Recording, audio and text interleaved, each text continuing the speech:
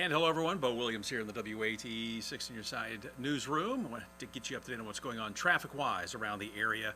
As you know, we do this every Friday, get everybody up to date on things that are going to be coming up. Also kind of get you the lay of the land of what's happening on this Friday. Of course, heavy traffic usually on Friday, so we'd like to kind of get you up to date on what is happening. So first things first, we're going to start things off with you. We're going to bring up a couple of stories here that we've been following for you. Obviously, the one concerning the evacuations after a suspected explosive, a box containing suspected explosives was found at a business along Western Avenue. We still have the closures in that area, and you can read more about the latest updates as far as the investigation, where things stand by going to WATE.com. There was a news conference right around 12:15 today. We've got a lot of that on there for you. Kind of recap where we stand right now. Of course, we'll have more on that coming up for you tonight at 4 o'clock. But we do want to get you updated on what's happening traffic-wise concerning this closure. As you know, Western Avenue is a major artery in and out of downtown, especially for those that live in the northwest section of town. And so we've pulled up this map for you, and we've got the whole area that has been evacuated. It's really being impacted, circled here in yellow. And here is that section again of Western Avenue that is closed, and really you could really stretch this all the way over to I-40 basically, and then down to Massachusetts. So it's a good chunk of Western Avenue that remains closed right now. If you did not see the news conference earlier, we can tell you that now they're saying this may stretch into this evening, possibly even tomorrow, before everything is back open and moving once again on Western Avenue. Give you an idea also just of the roads that are impacted here. Take a look. This is on the TDOT SmartWay map. Let's take this full here for a second so you can get a better view of it. But that really tells the story of all the neighborhoods that are impacted. We'll kind of scroll this down here so you can see all the way up about to Lonsdale Elementary, kind of the cut line up there, if you will. What is that? That is Burnside Street. Bringing it over here to Pleasant Ridge.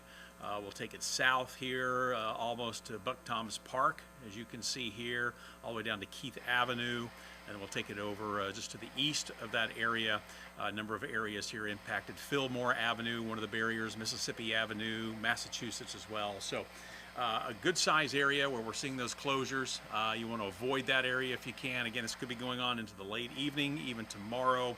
It's going to take some time for officers and those bomb squads to take care of what they need to. They've got a good bead on what they're dealing with.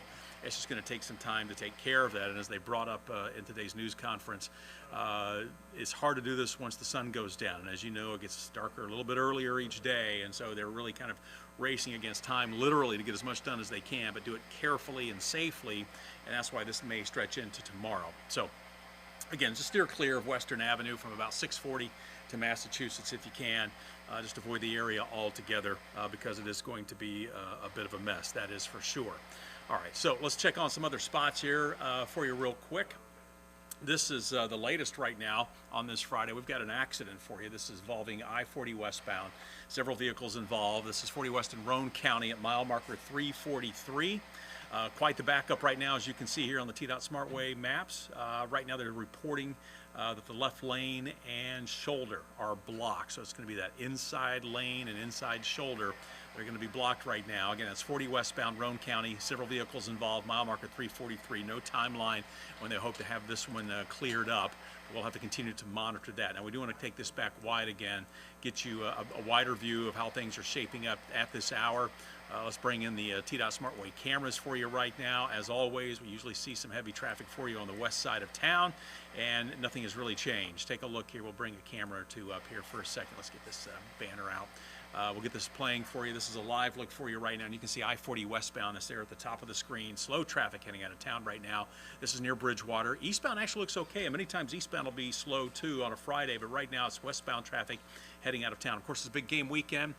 Vol's back home. It's been a while since we've had a home game, so you will expect at some point to see eastbound traffic heavy, and you would think you would see that today. Of course, with it being a night game tomorrow, it may be heavy tomorrow coming into town, so keep that in mind. But westbound traffic right now really start to bottleneck as you pass Pellissippi, making your way toward Lovell Road. Let's pull up another camera here and see if it's just heavy traffic or if we've got something else going on here. Here's another look at the Lovell Road interchange. Again, that slow traffic heading westbound continues. We'll go a little bit further here. Let's check here and let's see if we can pick up anything on the maps. Looks like they're moving the camera, so we'll let them move this here for just a second and see what they're looking for. But it looks like traffic there is moving along fine for you. This is probably out near Campbell Station.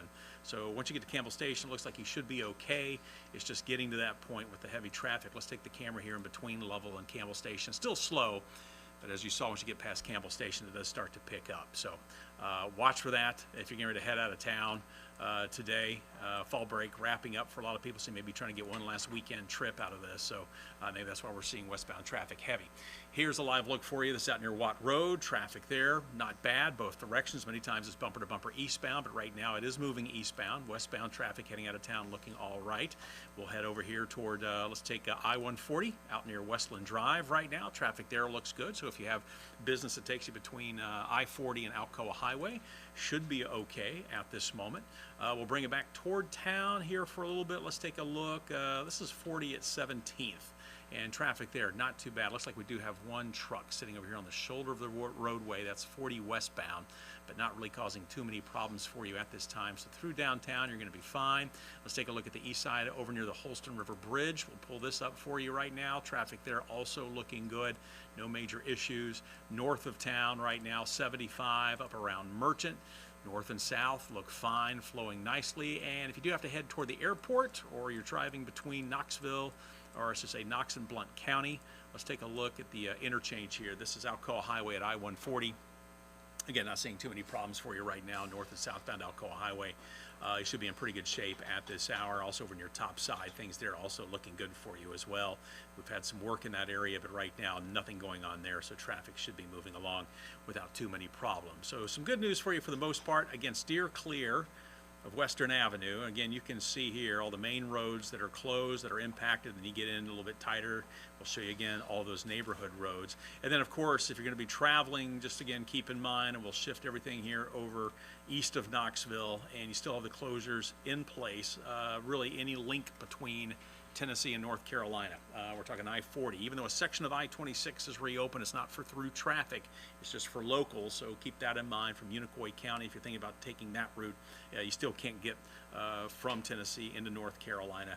Sections have opened up for local traffic only, and officers are patrolling that to make sure it's just locals that'll be using those roads. But when you travel between 25W here near Hot Springs, near the state line, still closed. You can see 70 here, still closed.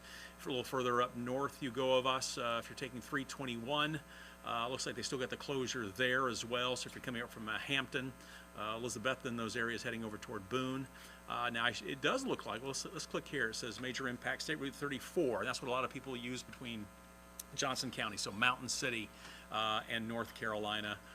Looks like the road's still closed there according to this alert, and so you can find all of this in the TDOT SmartWay maps. You can they'll have all the information. You click again and get the latest on where things stand as far as cleanup on some of these roads that were impacted by Helene. Of course, a lot of those still near the North Carolina-Tennessee line. We're going to see those closures, but there are others just east of Greenville near the Nolichucky River also that we're seeing some issues with, so those are still closed as well. So from east of Greenville over, it's still a bit of a mess, that is for sure. It's going to take some time to get everything cleaned up there. Of course, you can still take 441 through the National Park.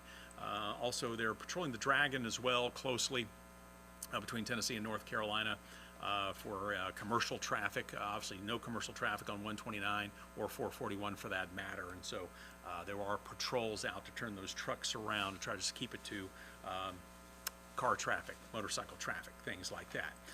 If you are heading south for a moment, real quick, let's take a look at this. This is some emergency road work going on near Riceville, but it's not on the interstate. It's on State Route 39, so that really should not impact you if you're traveling between Chattanooga and Knoxville at this hour. As far as looking ahead, here's something else you might want to think about. This is, we reported on this earlier in the week. City of Knoxville, they're going to really designate an area right there near Crouch Park, Market Square. This is part of their pedestrian zone. It's going to be open through the weekends. Remember they did this along Gay Street for a while. They would close down a section of Gay Street. Now what they're going to be doing is closing down some of the roads there near Market Square and Crouch Park, opening up for pedestrian traffic, so you don't really have to worry about any cars coming through that area, kind of like what you see during the farmers market when it's going on. And we have a story at WATE.com. You can check it out. You can read through it. We've got a map for you there to check out. We also have the map here as well. And this is the roads that will be closed when this is in play. And I think this is going to start up on Sunday. But again, you can see here a section of Union Avenue between Walnut and Gay Street. So that's really that through traffic that you see coming through Market Square. And then also the section here of Market between Clinch and Union will also close, really freeing up this entire square of any type of vehicle traffic. So it's all pedestrian friendly. And I believe that's going to start up on Sunday. But watch for that each weekend until the end of the year. So that's something that they're going to be trying out here to see how this goes along. But you can get more details on that by going to WAT.com, and we'll have all the latest for you there by reading about that. Do want to come back here for a second. I want to show you this for a moment. This is a section of 640. Of course, a lot of you know it well. It's where we had all those lane closures, what seemed like an eternity. But right now, traffic moving along fine through there. A lot of the main work has wrapped up, but we were always told that there would still be some work that needs to be done. TDOT, they always send out a list of projects for East Tennessee, so you kind of get an idea of what's coming up. The good news is this is going to be some overnight work, but this is I-640 east and westbound between mile markers 6 and 10. So we're talking really from the interchange here with 640 and I-40 all the way over to Broadway. Okay, so pretty much the whole east end of 640, but both directions. Watch out for some lane closures. These will be nightly between 7 p.m. and 6 a.m. Crews are really completing the final items through that resurfacing project. So again, you know, we were warned they would have to come back and take care of some things. But watch for that nightly. Again, from 7 p.m. to 6 a.m. you could see some lane closures at times along I-640, again from Broadway all the way over to the I-40 interchange on the east end. So there's something else for you there to watch out for. All right, let's bring it back to the main maps right now. Again, take a look, see how things are shaping up. We're still watching that incident for you just outside of the Harriman area on I-40 westbound. Just a reminder for you, still looks like they're working this one. The backup looks like it's building. This is mile marker 343 where that crash is. Let's see here, the congestion back at mile marker 349. So what did I say? This was the accident was at mile marker 343. So you're looking about a 6-mile slowdown right now. Basically, as it's getting closer and closer to that Kingston exit. But again, this is going to be 40 westbound, so be careful there. Also, looks like we have some heavy traffic for you right now starting to form. This is northbound 75 coming into town in Loudoun County, and there it is for you, a live look.